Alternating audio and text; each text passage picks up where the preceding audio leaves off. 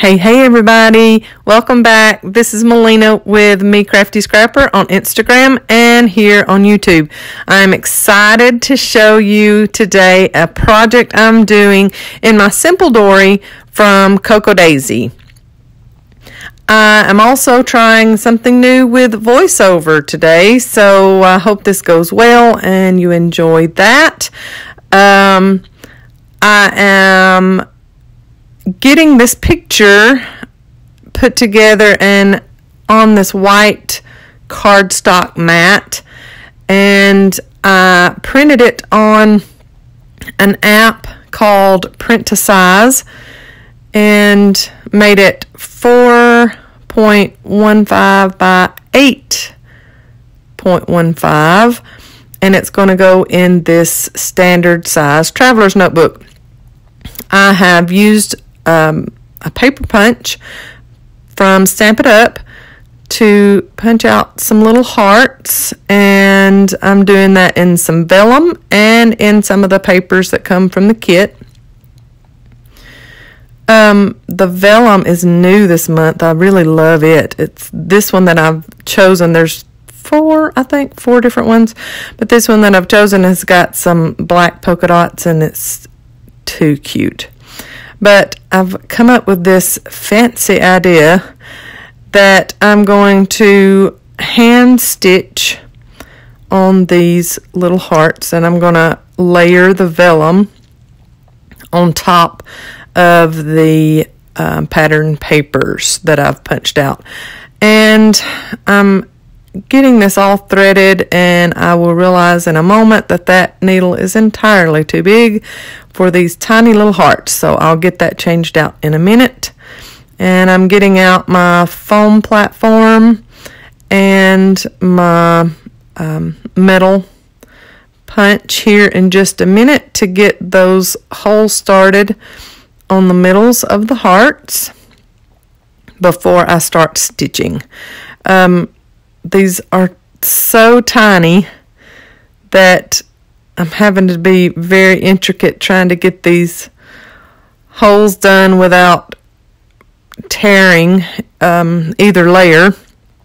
So that proved a little painstaking, but it will all work out in the end, and I'm very happy with the end result once it happens. So here I'm putting up that tool, and there is where I change out the needle and decide I need one a lot smaller, and I'm starting that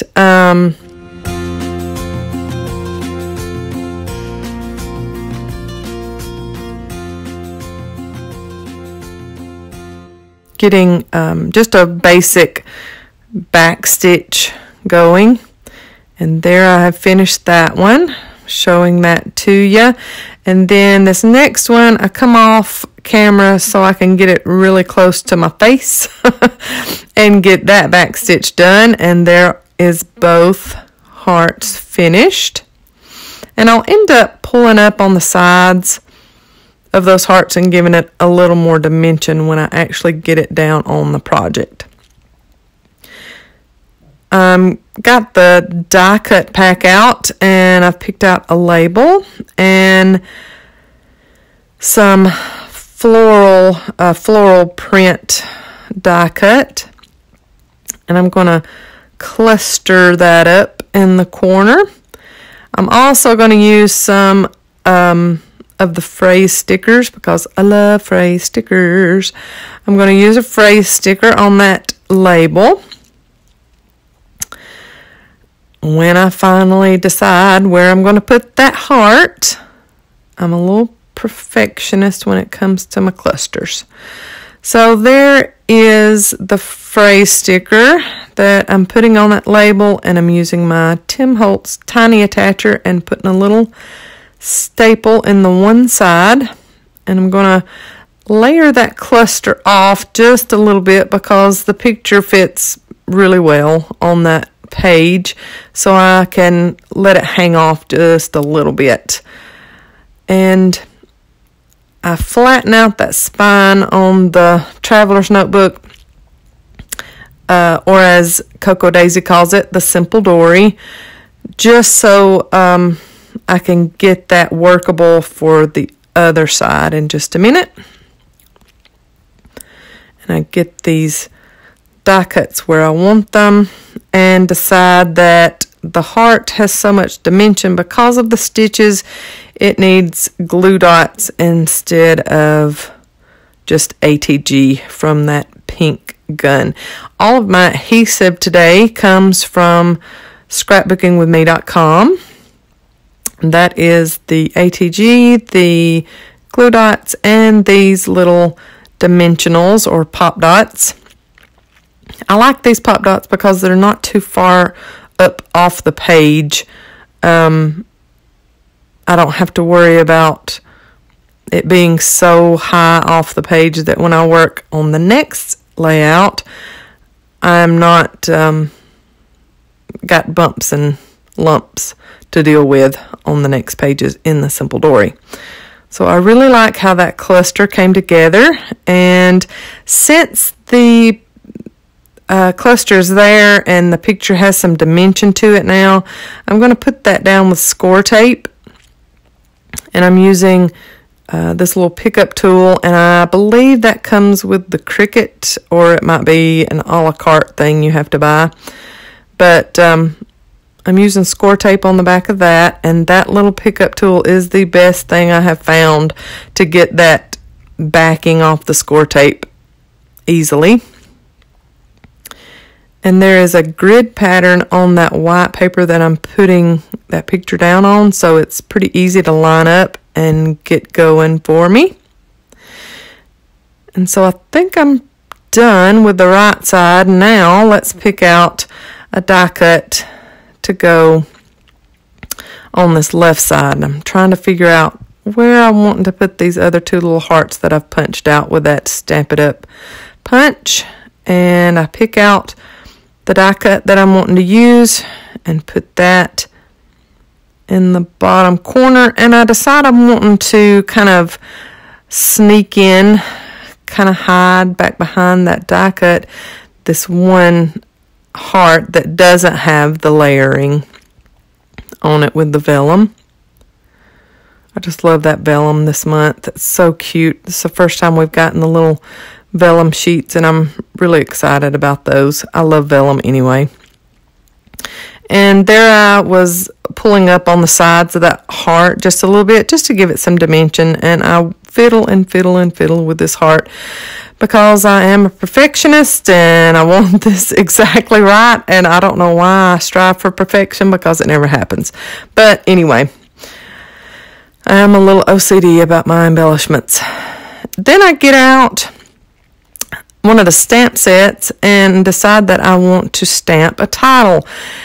And this is a little drawn out process because I get my scrap paper and I start stamping off, and the image is just a little off, and I know it's not Coco Daisy, it's me. So I have the image on there. I've either stretched it or something. So there I go, trying to move that stamped image around just right. And I'm happy with that, and I decide, all right, I'm going to stamp on my project. And it doesn't turn out like I want it. I'm not straight with it. It just doesn't look right for me. So I end up having to do something else.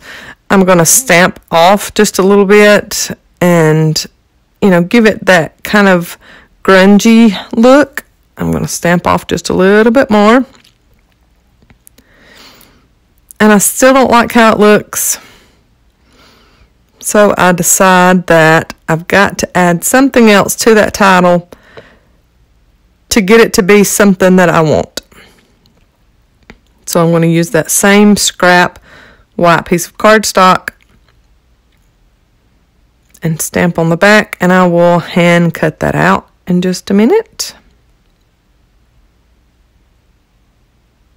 Do you ever add something to your project and think, oh me, that is not what I wanted? Well, that's how I felt after I had stamped that title on there.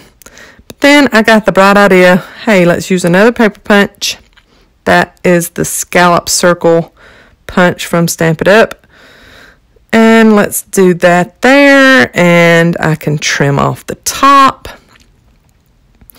And then I'll add that title on with some pop dots here in a minute. And I'm really happy with it after I get that accomplished. Hey, it's a great thing when you can pick up a paper punch and fix a mistake. I like it. So I use those same pop dots that I had used on the other side.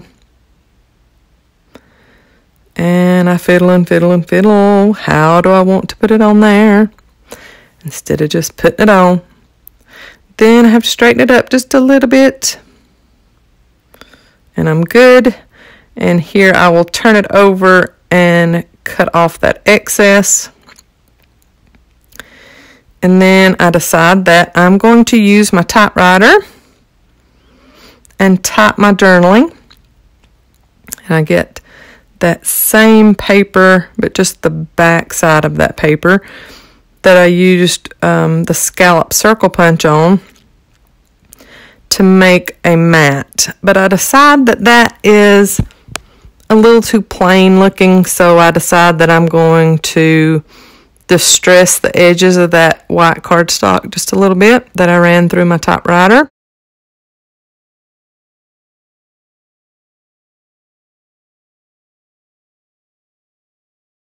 I think my polish is coming off of my nail. I had just done my nails, and it's those strips, you know, from that company that I won't say because I don't want to have to pay them through my video. But I had just done my nails, and then there I go distressing cardstock, and one of the strips decides it wants to come off. And I got out the washi. That washi is gorgeous this month. I love it. And instead of just folding the washi over, I decide I'm going to cut it.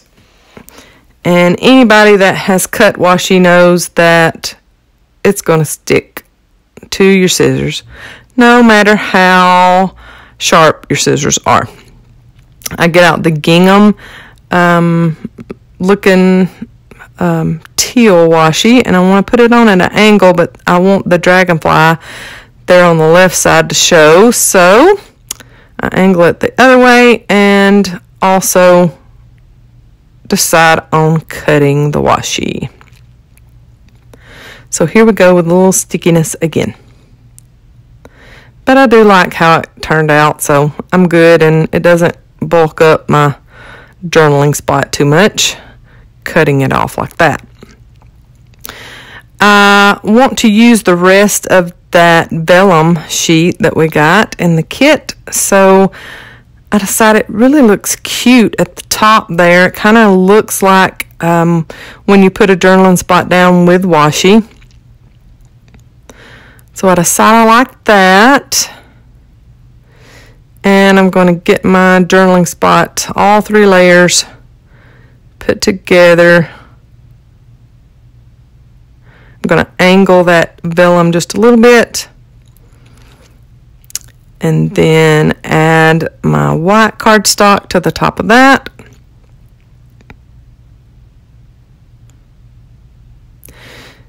And I'll eventually distress even more because I really like the look of it.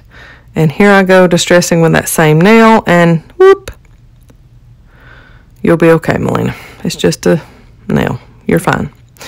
I distress a little bit more, and then I'm going to put that journaling spot on with some more score tape because it does have some dimension, and sometimes ATG, if it does have some weight to it, it doesn't stick as well as I would like for it to. So I'm going to put it down really well with some score tape. Let's see, 5 strips of score tape. That might be a little overkill for everybody else. Not me. I like the pattern that's on this left side because it's got lines and it helps me to line up my journaling spot really well. And I am happy with this layout. I distressed the vellum just a little bit on the edges, and I am calling this layout done. I love it. This is a little tribute to my baby girl. It's her birthday month. Thank y'all so much for watching. I've got some still photos here at the end. Y'all have a great day. And if you're not a subscriber, go ahead and subscribe. Click that button and click the little bell, and you will get a notification every time I upload a new video. Thanks, y'all. Bye.